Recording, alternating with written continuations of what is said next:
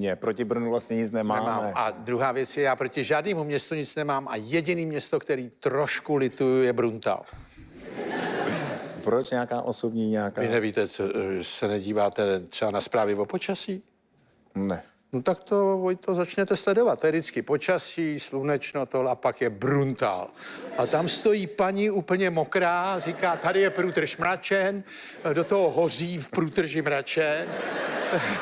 A ten stát si toho nevšímá. Asi 30 let. Bruntál je pronásledovaný klimaticky, ekologicky. Dokonce se pamatuju, že bylo období, kdy tam lidi byli bez práce a stát říkal, že to vyřeší tím, že jim pořídí mobilní telefony.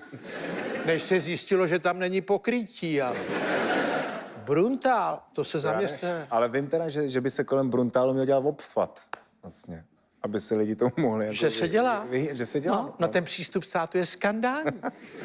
Já jsem jeden z mála, kdo... Já se bojím to říkat nahlas, protože ten Bruntál je pronásledovaný, ale ne jako státem, ale ze zhora nějak. Ne. Měl jste tam koncert někdy? Zatím si ještě nelajsli. No.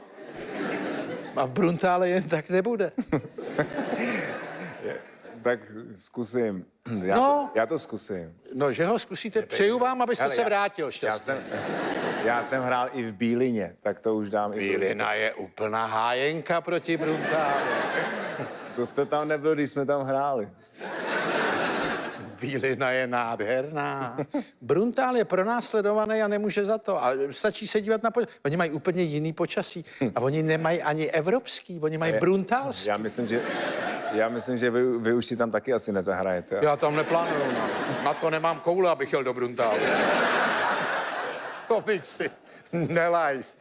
No, ale dostal jste cenu